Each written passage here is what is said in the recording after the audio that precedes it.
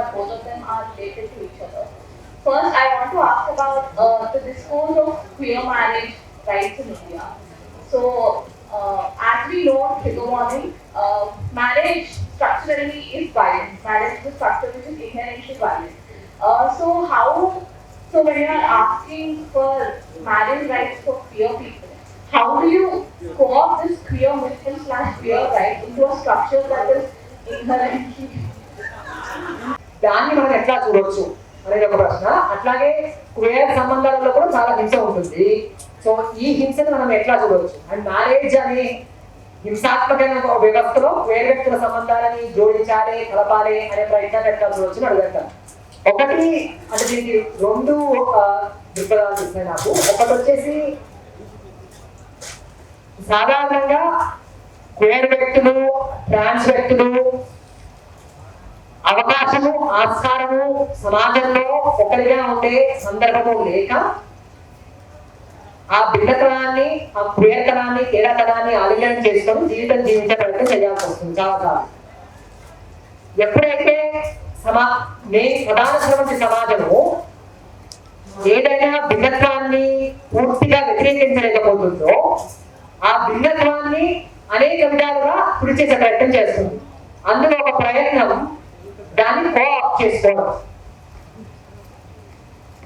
For example Hindu మతం బౌద్ధ మతాన్ని ఎట్లయితే కోఆప్ట్ చేసుకుంటుందో అట్లా అన్నమాట కోఆప్ట్ చేసుకునే ప్రయత్నం చేస్తుంది బేసికల్ గా. సో ఇక్కడ క్వేర్ వ్యక్తులకు, గే వ్యక్తులకు ముఖ్యంగా మీకు పెళ్లి హక్కు ఇస్తాము, మీరు పెళ్లి చేసుకోవచ్చు, మీకు సమాన హక్కు ఇచ్చేస్తాము, మీరు బాగా ఉండొచ్చు అని ఒక చిన్న ఎడ చూపిస్తే పాపం ఏ వనరులు, ఏ హక్కులు ఎక్కువగా అందుబాటులో లేని సముదాయంగా ఆ ఎడవైపు బేసికల్ గా ముందుకెళ్ళే ప్రయత్నం చేస్తున్నారు క్వేర్ కమ్యూనిటీ అని చెప్తాం. ఒకటి మీరు అన్నట్టు పెళ్లి అనేది హింసతో కూడుకున్న వ్యవస్థ, హింస అనేది పునాదిగా పెట్టి నడుస్తుంది. అలాంటి వ్యవస్థలో క్వేర్ వ్యక్తులు ఎందుకు భాగం కావాలనుకుంటున్నారు అంటే సమాజంలో గౌరవప్రదమైన హింస అనేది దొరుకుతుంది కదా, అలవాటు కదా తల్లి.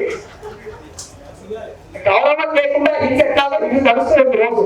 కనీసం పెళ్లి అనే గౌరవం వచ్చి ఆ గౌరవాన్ని అంబ్రెల్లా కింద హింస ఉంది కాబట్టి పర్వాలేదు అని కథలు పట్టుకునే సందర్భాల్లో కుదురుతున్నారు. సో అదే ఒకటి నడుస్తుంది. అండ్ అందుకే చాలా మంది దేశంలో కూడా దీనికి పెళ్లి హక్కు అనేది ఒక ఏకాభిప్రాయం లేదు. కొంతమంది కావాలి అనే వాళ్ళు ఉన్నారు, కొంతమంది ఏమంటారంటే పెళ్లికి అనేక హక్కులు జోడించున్నాయి. అది ఇన్సూరెన్స్ అయి ఉండొచ్చు, పెన్షన్ అయి ఉండొచ్చు, లేదా బ్యాంక్ అకౌంట్ అయి ఉండొచ్చు, ప్రాపర్టీ అయి ఉండొచ్చు. వీటన్నిటిని పెళ్లి నుంచి దూరం చేసేసేయండి అని మేము అడుగుతాం. పెళ్లికి సంబంధం లేకుండా ఈ హక్కులు అన్నింటినీ తీసేసేయండి. ఈ హక్కులు నాకు, నా స్నేహితులకు ఇచ్చుకోవచ్చు, నచ్చిన వాళ్ళకి ఇచ్చుకోవచ్చు, ఎవరికైనా ఇచ్చుకోవచ్చు. నేను ఈ హక్కులకు పెళ్లి నుంచి స్వేచ్ఛనివ్వండి కొంతమంది నేను అడుగుతాం. క్వేర్ సముదాయాల్లో, క్వేర్ సంబంధాలలో హింస ఉంది అంటే బోల్డంత హింస. పొద్దున్నేస్తే ట్రాన్స్ మహిళలు వాళ్ళ సిస్ మేల్ పార్ట్నర్లో చేసే హింస, cheating, violence, financial violence, physical violence, emotional violence, trans men వాళ్ళ పార్ట్నర్ల మధ్య జరిగే హింస, వైలెన్స్.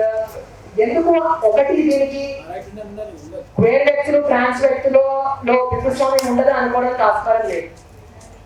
మాలో కూడా పితృస్వామ్యం ఉంటుంది, మాలో కూడా పితృస్వామ్యం పనిచేస్తుంది. దాన్ని గమనించుకోకపోతే, దాన్ని చూసుకోకపోతే, అది ముఖ్యంగా క్వేర్ సంబంధాలకు ఏమవుతుంది అంటే సమాజంలో ఎటువంటి గుర్తింపు కూడా ఉండదు. చట్టపరంగా గుర్తింపు వదిలేయండి. మీరు 10 ఏళ్ళుగా ఒకే ఇంట్లో కిరాయికి తీసుకొని ఉంటుండండి, ఆ ఇంటి ఓనర్ మిమ్మల్ని కజిన్స్ గానో, స్నేహితులు గానో, ఇంకెవరికైనా చూస్తారు తప్ప పార్ట్నర్స్ గా చూడు. అంటే మీకు ఆ సంబంధాలకు సమాజంలో ఎటువంటి గుర్తింపు ఉండదు. అంటే ఎటువంటి గుర్తింపు లేని సందర్భంలో సంబంధాలు ఏమవుతాయి? సాధారణంగా మనలో ఉండే సమాజంలో ఉండే సగం పెళ్లిళ్ళల్లో హింసకు బోధన తాగుంటుంది. హింస జరిగిన పెళ్లిళ్ళన్నింటిలో ప్రేమ ఉండేది కూడా కష్టం అండి. సగం పెళ్లిళ్ళ హింస ఎందుకు జరగదు అంటే సమాజంలో అమ్మో ఎవరు ఏమనుకుంటారు అనే భయమే ఉంటుంది. క్వేర్ సంబంధాలలో అది లేదు కదా, ఎవరే అది చూడడం అసలు సంబంధాలుగా ఎవరు సంబంధాలను గుర్తించరు. సో వాళ్ళ హింస ఉందా లేదనేది వేరే విషయం అసలు. సో అది కూడా పైకి సాధిస్తుంది ఒక ఆలోచించాల్సిన విషయం అనిపిస్తుంది కొన్నిసార్లు. సో క్వేర్ కమ్యూనిటీలో కూడా భూస్వామ్యం గురించి, స్వేచ్ఛ గురించి సముదాయాలుగా, కమ్యూనిటీలుగా మనం ఇంకా బలంగా ఎట్లా మాట్లాడుకోవాలని నేర్చుకోవాల్సిన అవసరం ఉంది అనేది కూడా వాస్తవం. I just had a question to add to what she asked. Should we see the larger queer movements, the right to marriage, as an inevitable necessary step? I don't see necessarily as inevitable.